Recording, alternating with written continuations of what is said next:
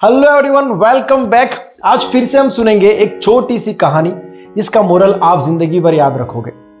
एक लड़का था, कॉलेज में पढ़ता था, एक सैलून में जाता है, उसको शेविंग करवानी होती है, बाल वगैरह सेट करवाना होता है। तो एक सैलून में जाता है, तो बार बार जब उसको ये सब प्रोसेस करना शुरू करता है तो एज यूजुअल आपको पता ही है कि कई सारी अलग अलग तरीके की बातें निकलती हैं। तो अलग अलग टॉपिक पर वो लोग बात कर रहे थे जब तक उसका शेविंग वगैरह हो रहा था।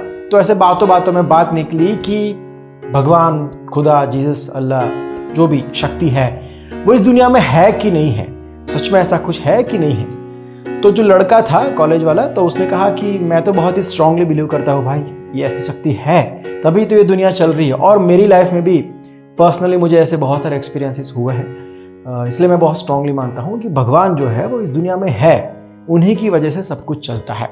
तो वो जो बार बार था उसने कहा कि सॉरी टू से, बट मैं बिल्कुल ही नहीं मानता हूँ, ये सारी बातें फालतू है, ये सारी बनाई गई स्टोरीज है और बस चला आ रहा है, तो अब तक चला आ रहा है, इसके पीछे कोई लॉजिक नहीं है।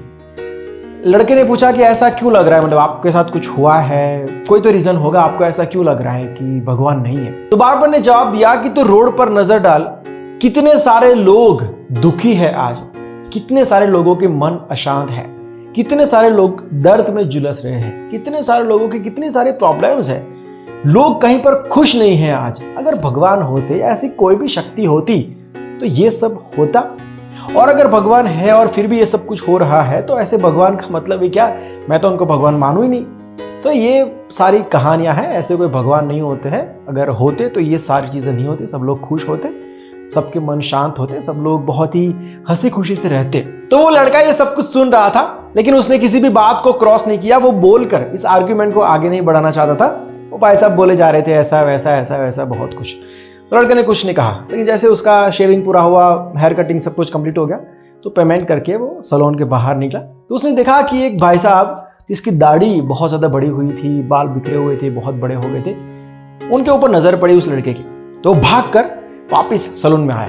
उसने कहा कि बाय द वे, मैं नहीं मानता हूँ कि इस दुनिया में कोई बार्बर है, मतलब बार्बर एग्जिस्ट ही नहीं करता है, मेरे हिसाब से है ही नहीं।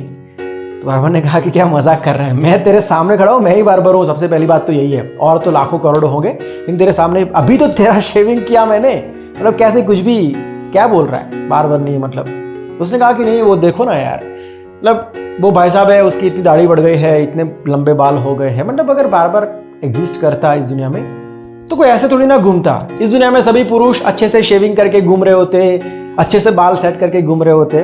बार्बर ने कहा कि यार लोग मेरे पास आएंगे तब जाके मैं ये सब करूंगा ना, या किसी भी बार्बर के पास जाएंगे तब जाके वो कुछ करेंगे। हम लोग रोड पर तो नहीं घूम सकते ना, किसको शेविंग करनी है, किसको बाल कटवाने हैं, क्या कुछ भी बोल रहा है यार। लड़के ने कहा कि मैं एग्जैक्टली यही कह रहा हूं, जिसका मन अशांत है या फिर जिसको दर्द हो रहा है कहीं पर, जिसको मदद चाहिए, कुछ भी जिसको हेल्प चाहिए, उनको भगवान के पास, खुदा के पास, जीसस के पास, जो भी शक्ति में वो मानता है उनके पास जाना पड़ेगा, उनके लिए प्रेयर करनी पड़ेगी, उनको कहना पड़ेगा, उनसे मदद मांगनी पड़ेगी, तब जाके वो मदद करेंगे ना। रोड पर तो नहीं घूम सकते ना वो लोग पे, किसको मदद चाहिए, किसको मदद चाहिए, किसको मदद चाहिए। आपको पहले एक बिलीफ तो रखना पड़ेगा ना कि ऐसा है। अब आप मान ही नहीं रहे हो कैसी शक्ति है, तो वो शक्ति से आप उम्मीद भी कैसे कर सकते हो कि आपकी वो मदद करे। बार बार इस बात को समझ गया था अच्छे से। बाय द वे, इस कहानी से आप क्या सीखे हो जरूर से बताना। मिलता है बहुत जल्द एक नए वीडियो के साथ, एक नए सब्जेक्ट के साथ। बाय, टेक केयर, जय हिंद।